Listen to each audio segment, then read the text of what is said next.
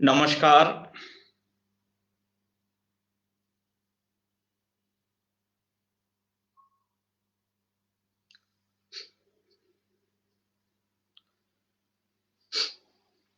सादर नमस्कार।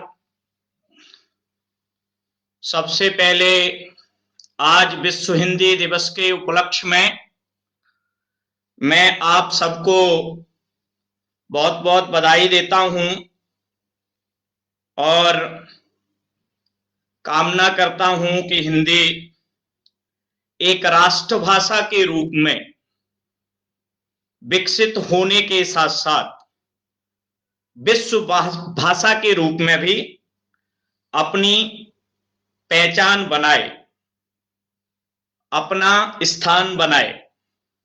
हालांकि आज हमारा विषय हिंदी भाषा नहीं है। आज हमारा विषय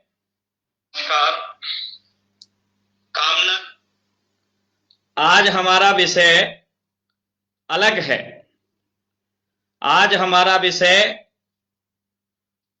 उच्च शिक्षा की जो चुनौतियां हैं वह है उच्च शिक्षा के क्षेत्र में किन किन चुनौतियों का सामना हमारा देश कर रहा है और निकट भविष्य में किन किन चुनौतियों का सामना कर सकता है और इन चुनौतियों के क्या समाधान हो सकते हैं या होने चाहिए।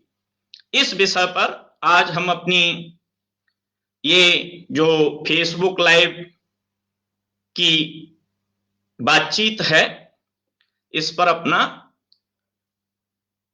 संवाद केंद्रित रहेगा, क्योंकि शिक्षा ही मनुष्य को एक बेहतर मनुष्य बनाती है। संस्कृत का एक सुभाषितानी का श्लोक है, येषां न विद्या तपो न दानम ज्ञानम न शीलम गुणो न धर्मा ते मर्तलोके भुविवार भूता मनुष्य रूपेण मृगाश्चरन्ति। जो पशु और मनुष्य का अंतर है, जो मनुष्य और देवत्व का अंतर है, जो मनुष्य के स्वकेंद्र से समाज केंद्रित, राष्ट्र केंद्रित, विश्व केंद्रित होने का जो मूलभूत अंतर है वह चेतना से ही आता है और वह विश्व की, राष्ट्र की, समाज की जो चेतना का भाव है व्यक्तित्व में, मनुष्य के मन में शिक्षा से ही आता है। बिना शिक्षा के ये भाव, ये बदलाव संभव ही नहीं है, किसी के मन में संभव नहीं है। तो शिक्षा को लेकर कई प्रकार की जो चुनौतियां विशेषकर उच्च शिक्षा के क्षेत्र में हमारे वर्तमान शैक्षणिक तंत्र में व्याप्त हैं और उनको दूर करने के लिए सरकार निश्चित रूप से प्रयत्नरत है और समाजों को भी, भारतीय समाज को भी इसमें अपनी जिम्मेदारी निभाने की जरूरत है। शिक्षा क्या है मनुष्य के जीवन में, इसका क्या महत्व है, मैं इग्नू की किताबों पर प्रिंटेड इंदिरा गांधी जी के मैसेज से आपको रखना चाहता हूं कि शिक्षा क्यों मनुष्य के लिए आवश्यक है। जो आजकल इग्नू काफी चर्चा में है, उसको नेक का जो एक्रेडिटेशन होता है उसमें ए डबल प्लस रैंकिंग मिली है। तो उन्हीं इग्नू की किताबों पर एक इंदिरा गांधी जी का कथन है कि शिक्षा मानव को बंधनों से मुक्त करती है और आज के युग में तो यह लोकतंत्र की भावना का आधार भी है। जन्म तथा अन्य कारणों से उत्पन्न जाति एवं वर्गगत विशेषताओं को दूर करते हुए मनुष्य को इन सब से ऊपर उठाती है। विशेषकर जो उच्च शिक्षा है यह अपना कार्य इसी दृष्टिकोण से संपन्न करती है और हमारे मनोमस्तिष्क में लोकतांत्रिक जीवन की जो भावनाएं हैं, लोकतंत्र के प्रति विश्वास और आस्था का सवाल है, उसको मजबूत करने का काम शिक्षा करती है। अभी जो भारत सरकार की जो राष्ट्रीय शिक्षा नीति आई है, उस राष्ट्रीय शिक्षा नीति के पैरा 9.2 में वो डॉक्यूमेंट, वो नीति कहती है कि वर्तमान में भारत में उच्चतर शिक्षा प्रणाली की कुछ एक प्रमुख समस्याएं निम्नलिखित शामिल हैं। मतलब सरकार के सामने भी समस्याएं नजर सरकार को आ रही हैं और उनकी चर्चा करते हुए उस नीति में लिखा गया है। वह नीति लिखती है क्या क्या समस्याएं हैं। पहली समस्या सरकार बता रही है कि गंभीर रूप से खंडित उच्चतर शैक्षिक पारिस्थितिकी तंत्र, मतलब उच्च शिक्षा में बहुत विखंडन है, बहुत कनेक्शन, इंटीग्रेशन नहीं है। दूसरा है संकट, दूसरी जो समस्या है वर्तमान उच्चतर शैक्षणिक तंत्र में, वह है संज्ञानात्मक कौशल के विकास और सीखने के परिणामों पर कम बल। मतलब जो कॉग्निटिव लर्निंग है, स्किल है, वो विकसित उच्च शिक्षा संस्थान नहीं कर पा रहे हैं और जो विद्यार्थी में सीखने का भाव है, सीखने की जो कला है, उस पर जोर कम दिया जा रहा है, अपितु किया ये जा रहा है कि रट के एग्जाम दे के डिग्री बांटी जा रही है। सीधी सीधी भाषा में हम ये कह सकते हैं ज्यादातर उच्चतर शिक्षा संस्थान यही कार्य करते हुए वर्तमान में हमको नजर आ रहे हैं। तीसरी समस्या जो नीति, सरकार की नीति, राष्ट्रीय शिक्षा नीति कह रही है, विषयों का एक कठोर विभाजन है। Science stream, commerce stream, art stream. मतलब विद्यार्थियों को बहुत पहले ही विशेषज्ञ और अध्ययन के संकीर्ण क्षेत्रों की ओर ढकेल दिया जाता है। कहने का भाव यह है कि साइंस का विद्यार्थी ह्यूमैनिटीज के सब्जेक्ट नहीं पढ़ सकता, ह्यूमैनिटीज का विद्यार्थी साइंस के सब्जेक्ट नहीं पढ़ सकता और कॉमर्स का विद्यार्थी भी साइंस और ह्यूमैनिटीज के सब्जेक्ट नहीं पढ़ सकता। अगर कोई विद्यार्थी बीएससी ऑनर्स कर रहा है और वो चाहे कि उसको वाणिज्य का प्रश्न पत्र पढ़ना है या वाणिज्य में उसकी रुचि है या हिंदी साहित्य में उसकी रुचि है, तो ये संभावना वर्तमान शैक्षणिक तंत्र में, उच्च शिक्षा के में नहीं है, जिधर जो अभी नीति है वो इसमें परिवर्तन करने जा रही है। सीमित पहुंच, विशेष रूप से सामाजिक आर्थिक रूप से वंचित क्षेत्रों में जहां कुछ एक ही ऐसे विश्वविद्यालय और महाविद्यालय हैं जो स्थानीय भाषाओं में पढ़ाते हैं। ये भी भारतीय समाज, भारत जैसे देश में बहुत सख्त आवश्यकता है कि लोग अपनी भाषाओं में उच्च शिक्षा प्राप्त कर सकें। अगला जो संकट सरकार बता रही है, सीमित शिक्षक और संस्थागत स्वायत्तता। शिक्षक भी सीमित हैं और जो इंस्टीट्यूशंस हैं उनके पास ऑटोनॉमी नहीं है, बहुत लिमिटेड ऑटोनॉमी है। सरकारी संस्थाएं बहुत रेगुलेट करती हैं कॉलेजों को, विश्वविद्यालयों को, तो इस तरफ भी सरकार का ध्यान है। अगली समस्या जो सरकार चुनौती के रूप में ले रही है, योग्यता आधारित करियर प्रबंधन और संकाय तथा संस्थागत लीडरों की प्रगति के लिए अपर्याप्त तंत्र।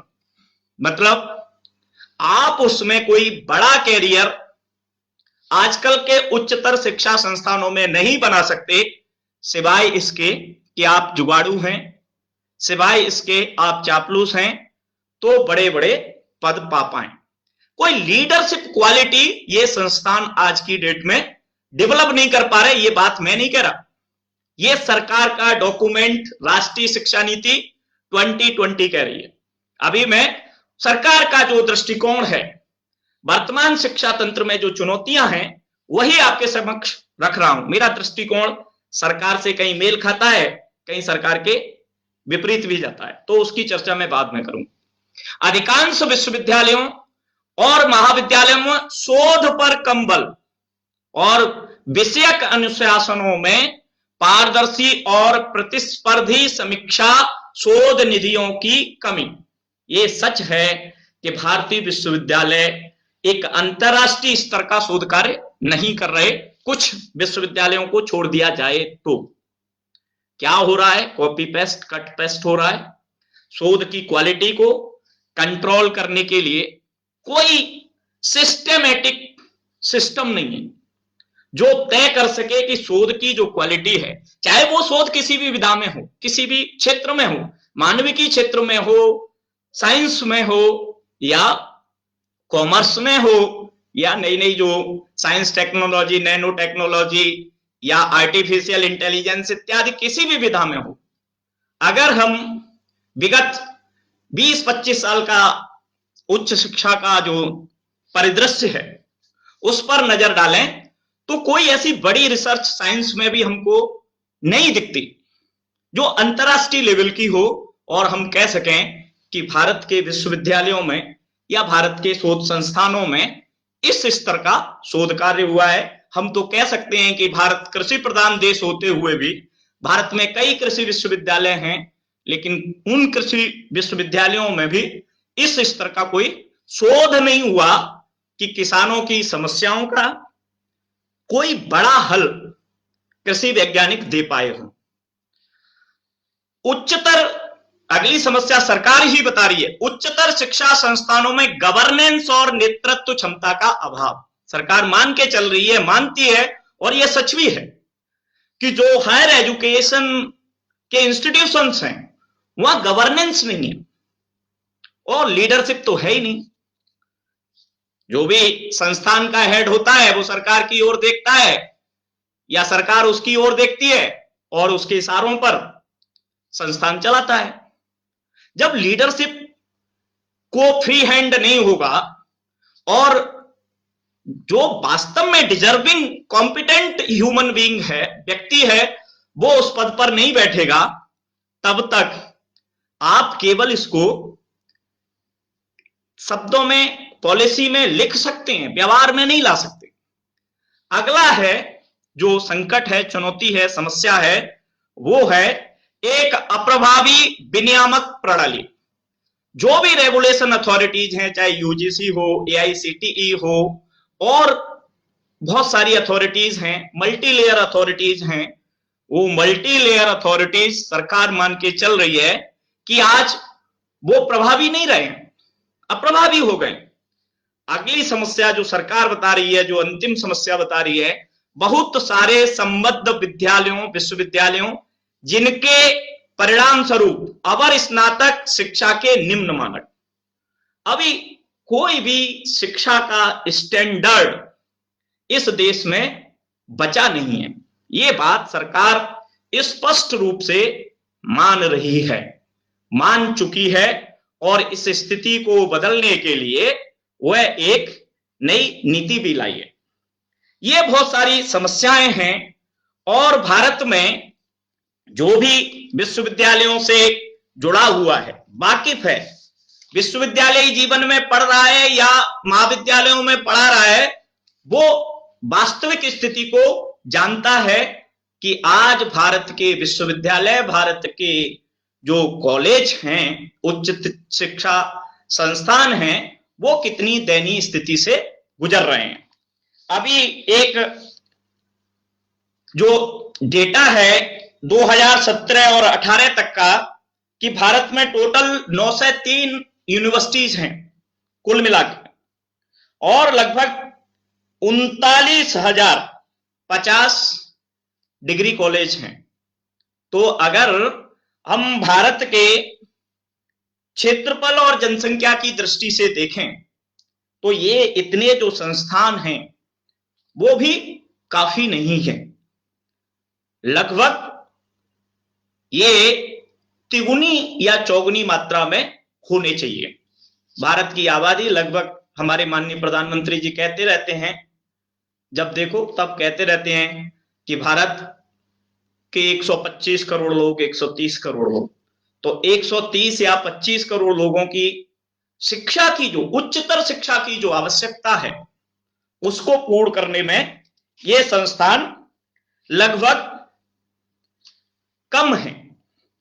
और इनमें जो इनरोलमेंट है वह लगभग 36.6 मिलियन है। और जो GER, ग्रॉस इनरोलमेंट रेशियो है, इस समय वह ग्रॉस इनरोलमेंट रेशियो 25.8 का है, जो काफी सुधरा है। जो 1960 और 61 का डेटा है उसमें 1.5 था, 1970 और 71 के दशमलव के दौर में 4.2 था, और 2010 और 11 में लगभग 19.4 था, जो आगे धीरे धीरे बढ़ रहा है। तो ये जो स्थिति है हायर एजुकेशन की, हायर एजुकेशन की स्थिति ये है कि जो संस्थान हैं उन संस्थानों में बहुत ही दयनीय स्थितियां हैं। विद्यार्थी हैं, शिक्षक नहीं हैं, ढांचागत सुविधाएं नहीं हैं, जितनी शिक्षकों और विद्यार्थियों के एनरोलमेंट की जरूरत है वो हो नहीं पा रहा। ये संकट इस समय उच्च शिक्षा संस्थानों में व्याप्त हैं। अगला जो मुझे उच्च शिक्षा का जो परिदृश्य 1857 के बाद जो उच्च शिक्षा के क्षेत्र में अंग्रेजों ने अपना दखल देना शुरू किया और इस देश में विश्वविद्यालय और कॉलेज खोलने शुरू किए, उसके बाद से लेकर लगभग अब तक उच्च शिक्षा के क्षेत्र में भारत की जो पहचान और जो स्थिति उभर के सामने आनी चाहिए थी वह आ नहीं पाई। हम कह सकते हैं कि हमारे पास नालंदा था, हमारे पास विक्रमशिला था, हमारे पास तक्षशिला था, हमारे पास बहुत सारे विश्वविद्यालय थे जिनमें प्रवेश लेने के लिए अंतरराष्ट्रीय स्तर के विद्यार्थी आते थे, विदेशों से विद्यार्थी आते थे। आज हमारे यहां आते हैं विद्यार्थी, MOU में आते हैं, अफ्रीका, रवांडा, युगांडा, अभी कुछ कुछ चीन से भी हिंदी पढ़ने विद्यार्थी आते हैं। तो वह हैसियत, वह पहचान आजादी के बाद से अब तक उच्च शिक्षा संस्थान दुनिया के सामने बना नहीं पाए। यह भी एक बड़ी चुनौती है। दुनिया में हम सबसे बड़े लोकतंत्र हैं, दुनिया में उभरती हुई अर्थव्यवस्थाओं में हम तीसरे चौथे नंबर के हैं। दुनिया में लगभग 1-2 दशक बाद सबसे बड़ी आबादी हमारी होगी, चीन भी पीछे छूटने वाला है, इस सच को कोई नहीं झुठला सकता। तो अगर हमारे पास इतनी संभावनाएं हैं, इतनी क्षमताएं हैं, तो क्या हमारे उच्चतर शिक्षा संस्थान विश्व स्तरीय बनकर विश्व के तमाम देशों के विद्यार्थियों को अपनी ओर आकर्षित कर पाएंगे क्या, या करेंगे? यह सवाल भी वर्तमान उच्च शिक्षा संस्थानों के सामने मुंह बाए खड़ा है। इससे आप मुंह नहीं मोड़ सकते, क्योंकि दुनिया जिस प्रकार से ग्लोबलाइज हुई है, लिबरलाइज हुई है, जिस प्रकार से इंटरकनेक्ट हुई है, आप दुनिया से कटके नहीं रह सकते। लेकिन इसके साथ साथ ये भी है, जैसा कि हमारे माननीय प्रधानमंत्री जी कहते हैं कि वोकल फॉर लोकल। तो जो हमारा ट्रेडिशनल नॉलेज है, परंपरागत ज्ञान जो भारतीय समाजों के पास है, आदिवासी समाजों के पास है, या ग्रामीण भारतीय जीवन के समाजों के पास है, वह ट्रेडिशनल नॉलेज किस प्रकार से उच्च शिक्षा संस्थानों से इनकॉर्पोरेट करें, उनके साथ जुड़े, उनको बचाए रखे, उनको दुनिया में अपनी पहचान दिलाए, दुनिया को उसकी ओर आकर्षित करे।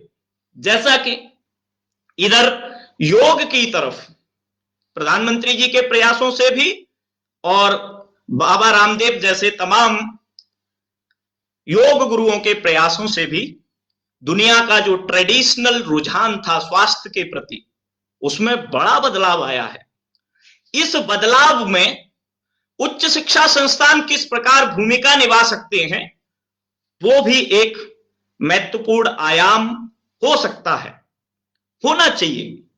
और भी बहुत सारे ट्रेडिशनल नॉलेज हमारे पास हैं जो दुनिया के किसी देश के पास नहीं होंगे, चाहे वो संगीत कला के क्षेत्र में हो, चाहे पोइट्री के क्षेत्र में हो, या जो मिट्टी की कला है उसके क्षेत्र में हो। तमाम रिसोर्स, नॉलेज या ऐसी चीजें जो सिर्फ दुनिया में भारत के पास है। क्या भारत के विश्वविद्यालय, क्या भारत के उच्च शिक्षा संस्थान उस नॉलेज को दुनिया को सामने रखने में सक्षम हो पा रहे हैं या निकट भविष्य में हो पाएंगे? ये भी हमारे सामने एक बड़ी चुनौती है, बड़ा संकट है। इसकी ओर भी मैं समझता हूं कि हमको सोचना पड़ेगा, ध्यान देना पड़ेगा। अभी सबसे बड़ा संकट, तमाम संकटों के साथ साथ मुझे यह नजर आता है कि जो उच्चतर शिक्षा संस्थान हैं, उन उच्चतर शिक्षा संस्थानों में जो recruitment process of teaching faculty है, that should be perfect and 100% accurate, transparent, और उसमें किसी भी प्रकार का कोई भी भाई भतीजा जुगाड़बाज नहीं होना चाहिए। अगर हम ये कर पाए, अगर हम उच्च शिक्षा संस्थानों में अपॉइंटमेंट प्रोसेस को सुधार पाए, बदल पाए, इसमें व्याप्त भ्रष्टाचार को जड़ से नहीं मिटा पाए, तो मैं समझता हूं कि जो चुनौतियां आज हैं, आने वाले दशकों में भी बने रहने वाली हैं। क्योंकि शिक्षा का जो मंदिर है, शिक्षा का जो आलय है, उस आलय का पुजारी शिक्षक है, उसका जो विद्यार्थी है वो भगवान है। उसको कैसे सजाना, संवारना, सुंदर व्यक्तित्व उसका निर्मित करना, ये काम शिक्षक का है। तो शैक्षणिक तंत्रों में, हायर एजुकेशन में जिस प्रकार का बंदरबाट टिल प्रेजेंट, टिल डेट हो रहा है, उस बंदरबाट को, उस जुगाड़वाद को, उस चमचावाद को, उस तंत्र को, अपॉइंटमेंट को transparent and free and fair कैसे किया जाए, उसमें कोई जुगाड़ नहीं। अगर कॉम्पिटेंट श्रीनिवास त्यागी नहीं है, दैट मीन्स नहीं है। कोई जातिगत पहचान, कोई व्यक्तिगत पहचान, कोई पैसा, कोई लालच, कोई वो लेकर के अगर अपॉइंटमेंट होते रहेंगे तो उच्च शिक्षा संस्थानों की कोई चुनौती हल होने वाली नहीं है। इसके लिए सरकार को गंभीरता से सोचना होगा। दूसरा जो संकट है, चुनौती है, कई टीवी चैनलों ने दिखाई है, एपिसोड बनाए हैं, शिक्षक का पद बरसों से खाली पड़ा है, अपॉइंटमेंट हो ही नहीं रहे। दिल्ली विश्वविद्यालय के एडॉक शिक्षकों के अपॉइंटमेंट को लेकर के मैं बार बार हर मंच से सवाल उठाता हूं। आज हालत यह है कि दिल्ली विश्वविद्यालय के कॉलेजों में अपॉइंटमेंट बरसों से रुके हुए हैं। लगभग 4-5 हजार लोग एडॉक पढ़ा रहे हैं, हर 4 महीने बाद उसका जीवन का संकट होता है। वो शिक्षक क्या पूरी निष्ठा और ईमानदारी से अपना कार्य कर पाएगा? भाई, हमको उसके जीवन को भी बेहतर, सुदृढ़ता और सुरक्षा प्रदान करनी है। अगर शिक्षक सुरक्षित ही महसूस नहीं करेगा, अपने को दीनहीन समझ के, मायूस होकर के जीवन जिएगा हर 4 महीने बाद, तो उसके मन में शिक्षा के प्रति, समाज के उज्जवल भविष्य के निर्माण के प्रति कोई प्रतिबद्धता, कोई कटिबद्धता संभव है क्या? नहीं संभव है।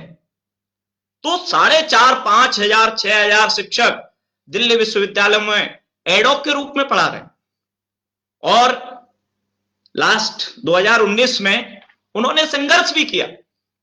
अब जिस प्रकार की राजनीति इस देश में व्याप्त है, उसी प्रकार की राजनीति डूटा के फ्रंट पे भी व्याप्त है।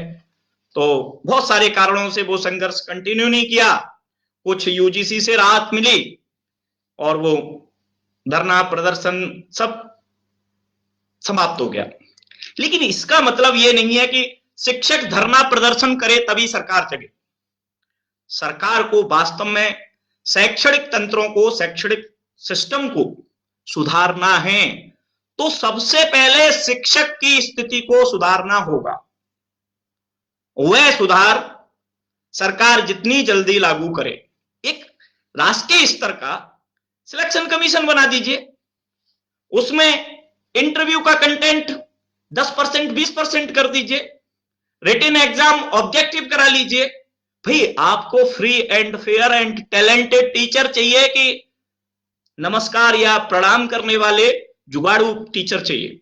एक टीचर किसी संस्थान में दीमक की तरह उसको चाट जाता है, और वो संस्थान को ही नहीं चाटता, इस देश के भावी भविष्य को भी चाट जाता है। तो अगर इस देश के उच्चतर शिक्षा की स्थिति और दशा को सुधारना है, उन चुनौतियों का सामना करना है जो लीडरशिप डेवलप करने का स्वप्न सरकार देख रही है, तो इस क्षेत्र में सरकार को जितनी गंभीरता से, जितनी जल्दी संभव बेहतर प्रयास करने होंगे।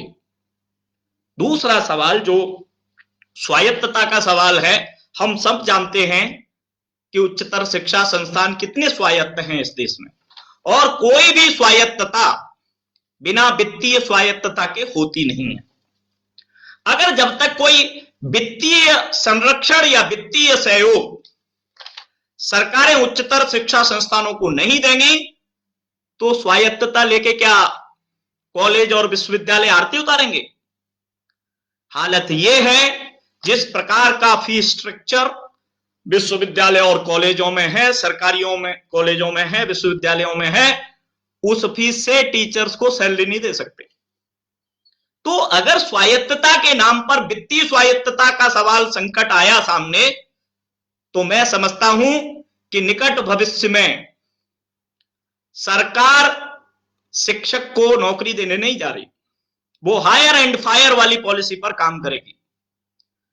और इसका दुष्परिणाम यह होगा कि कॉलेज और संस्थान वही कोर्स चलाएंगे जो मार्केट में बिक रहे होंगे, जो मार्केट में जॉब ओरिएंटेड कोर्स होंगे। फिर इतिहास कौन पढ़ाएगा? हिंदी साहित्य कौन पढ़ाएगा? असमी साहित्य कौन पढ़ाएगा? उर्दू कौन पढ़ाएगा? भूगोल, ज्योग्राफी या पॉलिटिकल साइंस क्यों पढ़ेगा कोई?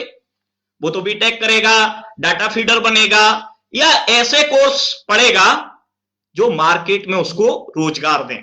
अगर ऐसा हुआ तो इस देश के लिए बहुत बड़ा संकट होने वाला है, क्योंकि साइंस होना जरूरी है, लेकिन साइंस होने के साथ साथ और भी विधाएं होना जरूरी है, जो मात्र नौकरी नहीं, व्यक्तित्व के विकास के लिए भी शिक्षा जरूरी है।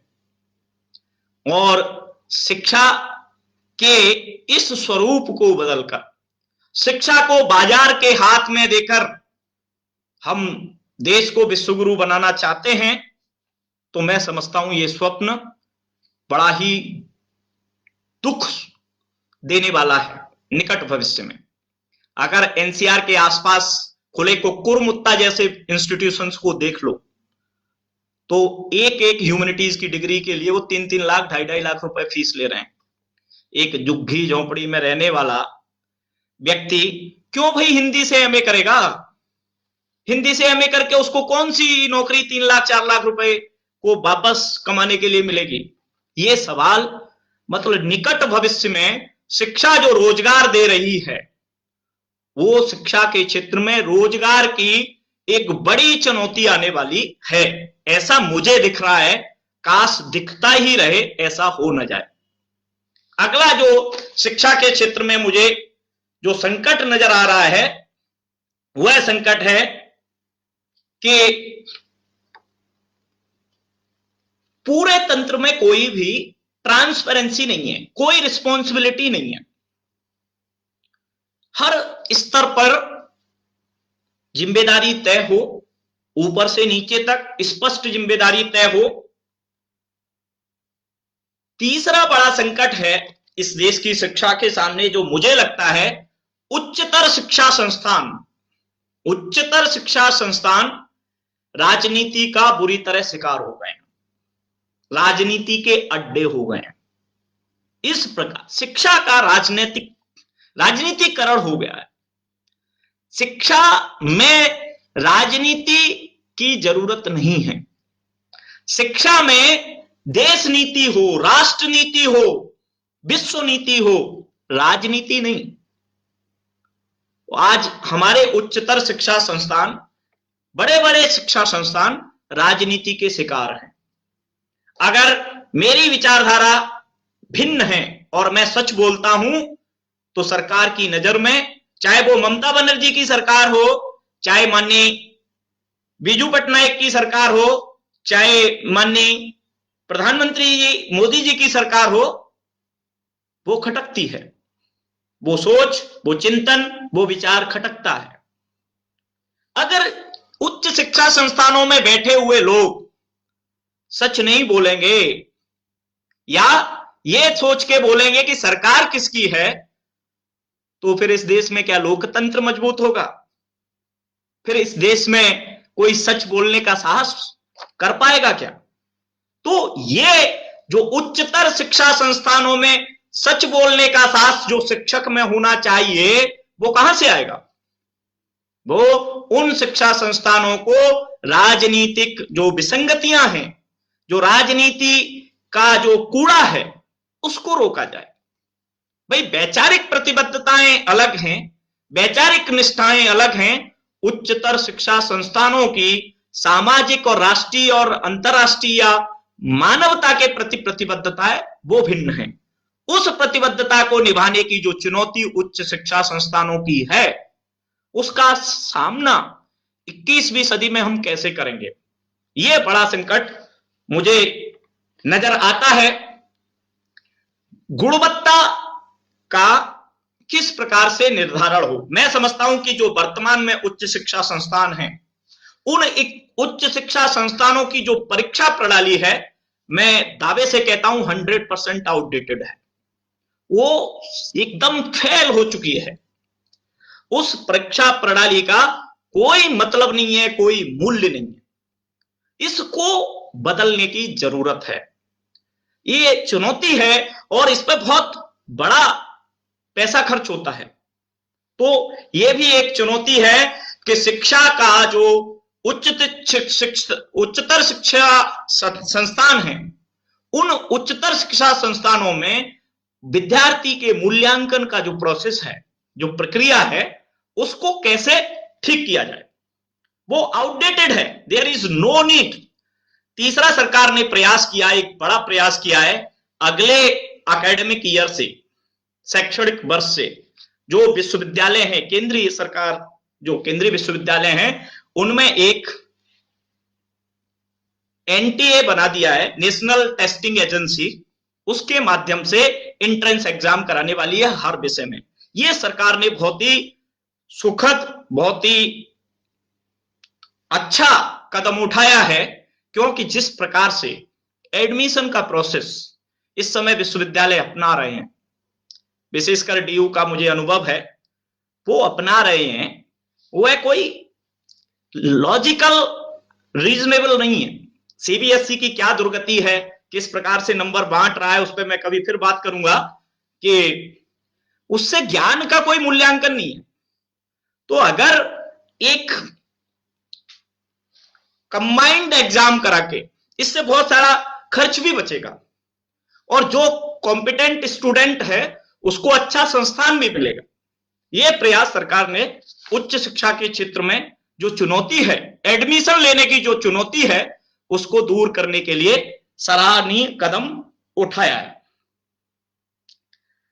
जो नौकरशाही का नियंत्रण है, जिस प्रकार से रेगुलेटिंग अथॉरिटी में ब्यूरोक्रेट्स बैठे रहते हैं, उन ब्यूरोक्रेट्स को भी एक चुनौती के रूप में मैं देखता हूं।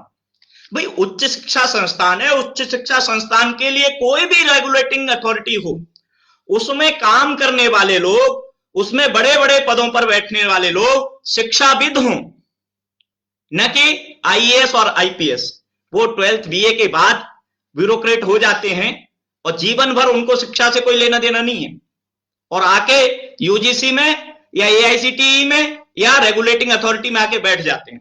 फिर वो देखते हैं, अरे टीचर हम देखते हैं, तो वो पैरा पे पैरा, रूल पे रूल, नियम पे नियम उल्टा सीधा लगाते रहते हैं। इस चुनौती का भी समाधान निकलना चाहिए। और सबसे बड़ी चुनौती यह है, कॉलेज से, विश्वविद्यालय से निकलने वाला छात्र, निकलने वाला विद्यार्थी किस सोच का निकलता है।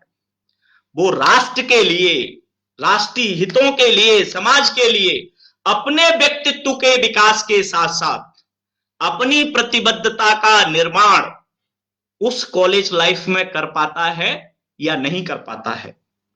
क्योंकि आज का जो शैक्षणिक तंत्र है हायर एजुकेशन का, वो हाईली सेल्फ सेंट्रिक स्टूडेंट को निर्मित कर रहा है। उसका फैक्ट्री जैसा हो गया है। न उसको भारत की सामाजिक, सांस्कृतिक, राजनीतिक विरासत का पता है, न आने वाले कल के संकट का पता है। बस वह स्वकेंद्रित है। समाज केंद्रित, राष्ट्र केंद्रित, मानवता केंद्रित व्यक्तित्व का निर्माण विश्वविद्यालय कैसे करें, यह एक बड़ी चुनौती है। और इन चुनौतियों के समाधान के लिए सरकार ने कुछ प्रयास करने की बात इस नीति में, इस पॉलिसी में कही है।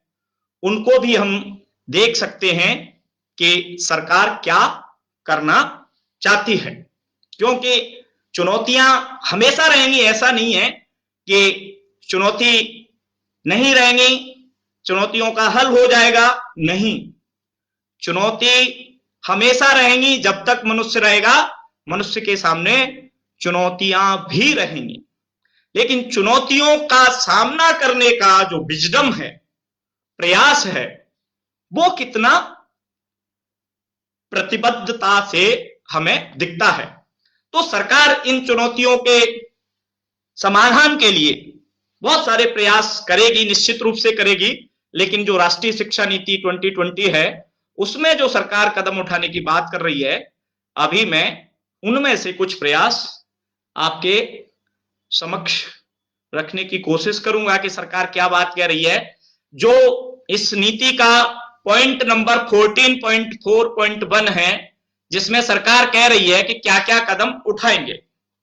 इसमें एक एक्रोनिम है SEDG।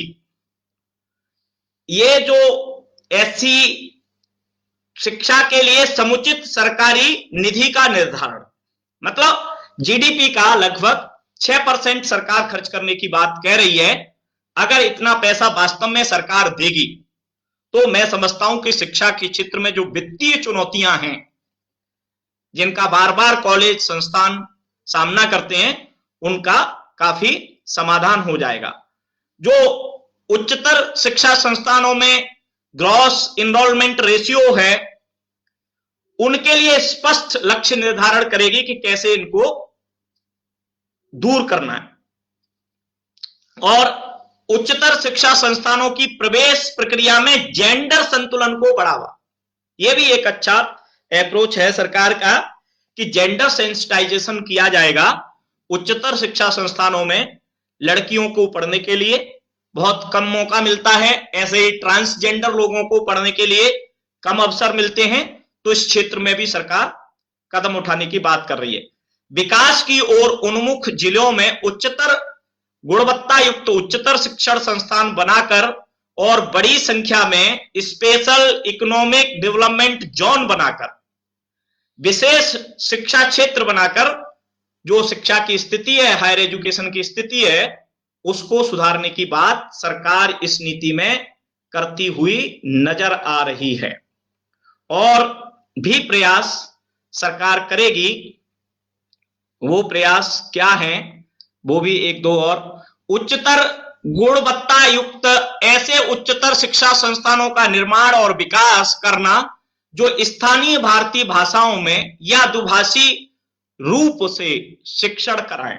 अभी ये बड़ी चुनौती है कि भारत के जो विश्वविद्यालय हैं, वहां जो शिक्षण की जो मूल भाषा है या बड़ी भाषा है या बड़ी संख्या में जो शिक्षण कार्य हो रहा है, वो अंग्रेजी में हो रहा है। और जो साइंस में या टेक्नोलॉजी के क्षेत्र में जो भी रिसर्च हो रही है, वह सब अंग्रेजी में ही हो रही है। तो इस स्थिति को भी सरकार बदलने के लिए प्रतिबद्ध दिख रही है और लग रहा है कि भारतीय भाषाओं में भी निकट भविष्य में ये संभावनाएं हमारे सामने आएंगी, खुलेंगी। अगला जो प्रयास सरकार करने जा रही है कि सार्वजनिक और निजी दोनों ही तरह के उच्चतर शिक्षण संस्थानों में SEDG को आर्थिक अधिक वित्तीय सहायता और छात्रवृत्ति प्रदान करना। जो स्पेशल ग्रुप्स हैं, जो इकोनॉमिकली वीकर सेक्शन हैं, उनको आर्थिक सहायता देने की बात सरकार कह रही है। भले ही वो प्राइवेट क्षेत्र हो, प्राइवेट विश्वविद्यालय हो, कॉलेज हो, उनमें भी सहायता देने की बात कह रही है। और जो SEDG के बीच उच्चतर शिक्षा के अवसरों और छात्रवृत्ति से जुड़ी जागरूकता के लिए प्रचार प्रसार करना, कि सरकार उनके लिए जो इकोनॉमिकल वीकर सेक्शन है, जो पिछड़े लोग हैं समाज के, उनको मुख्य धारा से जोड़ने की जो कोशिश है सरकार की, उसमें सरकार किन किन छात्रवृत्तियों को दे रही है, उनको कैसे आर्थिक सहायता मिल सकती है, उसके लिए प्रचार प्रसार करेगी। बेहतर भागीदारी और सीखने के परिणामों के लिए प्रौद्योगिकी का निर्माण और विकास, किस प्रकार से शिक्षा संस्थानों में प्रौद्योगिकी का प्रयोग उपयोग बढ़ाए देश के संस्थान, ये भी प्रयास करेगी। ये तो सरकार के प्रयास होंगे। साथ साथ सरकार ने अपेक्षा की है कि उच्चतर शिक्षण संस्थान क्या क्या कदम उठाएंगे। तो उच्चतर शिक्षा संस्थानों के कदम उठाने की चर्चा सरकार करते हुए कह रही है कि उच्चतर शिक्षा प्राप्त करने से जुड़ी लागत और इस दौरान हुई आर्थिक अवसरों की हानि को कम करना।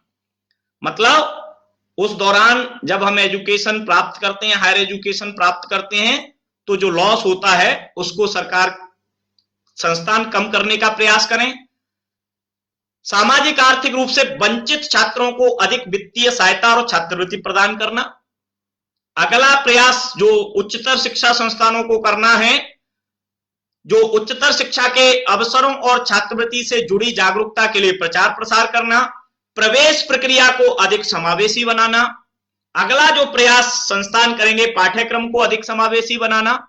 उच्चतर शिक्षा कार्यक्रमों को अधिक रोजगार परक बनाना। और भी बहुत सारे प्रयास संस्थानों पे छोड़े गए हैं। कुल मिलाके हम वर्तमान जो उच्च शिक्षा की स्थिति है, जो चुनौतियां हैं, उनके संदर्भ में कह सकते हैं कि हम आज 21वीं सदी के उस मुहाने पर खड़े हैं, जिस पर खड़े होकर के या तो हम दुनिया का नेतृत्व करेंगे या दुनिया में पिछड़ते जाएंगे। अगर हमने अपनी उच्च शिक्षा की चुनौतियों का समाधान कर लिया, उनका निदान निकाल लिया, उनका हल कर लिया, तो मैं समझता हूं कि बहुत सारी संभावनाएं हमारे सामने दुनिया में हैं और हम एक बार पुनः उच्च शिक्षा के क्षेत्र में अपनी हैसियत और अपना जो स्थान है वो कायम करने में सफल हो पाएंगे। और मैं एक सकारात्मक सोच और भाव के साथ समझता हूं कि हम उच्चतर शिक्षा संस्थानों की चुनौतियों का, अधिकतम चुनौतियों का सामना करने में सफल होंगे। इसी बात के साथ मैं अपनी इस चर्चा को विराम देता हूं और आप सभी लोगों का, जो भी इस चर्चा के दौरान जुड़े हैं इस फेसबुक लाइव के प्रोग्राम से, उन सभी को अपना हृदय से प्रणाम निवेदित करता हूं, उनको बहुत बहुत साधुवाद देता हूं, क्योंकि इतना समय का अभाव है जीवन में। सोशल मीडिया भी बहुत सारा समय खा रहा है, फिर भी आप अपना समय निकाल के थोड़ा बहुत जुड़े, उसके लिए मैं आपको सत सत नमन और प्रणाम करता हूं। बहुत सारे मित्र जुड़ते हैं, बहुत सारे विद्यार्थी भी कभी कभी जुड़ जाते हैं, और बार बार इस देव प्रवाह प्रकाशन के प्लेटफॉर्म पर मेरे भाई, आत्मीय मित्र, बड़े भाई भी कहता हूं, और वैचारिक रूप से सुलझे हुए व्यक्ति, अभी एक कार्यक्रम में आदरणीय लक्ष्मी शंकर वाजपेयी जी ने तो उनको कुछ और ही कह दिया, तो मैं, हालांकि वो बहुत सकारात्मक बात कही थी उन्होंने, तो मैं परम आदरणीय प्रिय बंधु चेतन आनंद जी को भी सत सत नमन करता हूं कि मुझ जैसे तुच्छ व्यक्ति को आप इस मंच पर अपनी बात रखने का मौका देते हैं। और पुनः सबको प्रणाम करते हुए मैं अपनी वाणी को विराम देता हूं। आज विश्व हिंदी दिवस है, और मैं सोचता हूं कि हम हिंदी के प्रति, कम से कम मेरे जैसे लोग जो हिंदी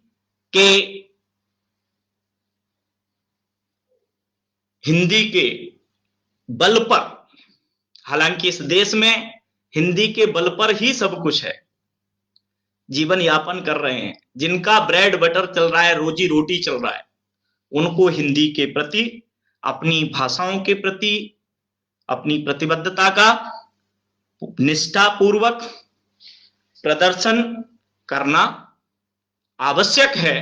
इस कामना के साथ मैं अपनी वाणी को विराम देता हूं, प्रणाम करता हूं आप सब लोगों को। नमस्कार।